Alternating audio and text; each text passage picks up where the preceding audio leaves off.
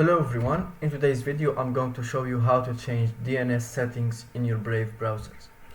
So first you open Brave application, then on the top right corner you will see this menu icon, you click on that, and here in the options you go and select settings.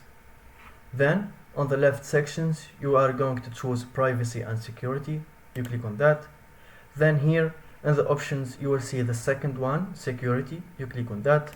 Then in the advanced section you will see use secure DNS. You make sure that you are enabling this option, and here in select DNS provider you just click on here, and as you can see you can choose either to use Cloudflare or Google or anything that you want, or also you can use a custom DNS service provider, and here you just type the DNS query URL.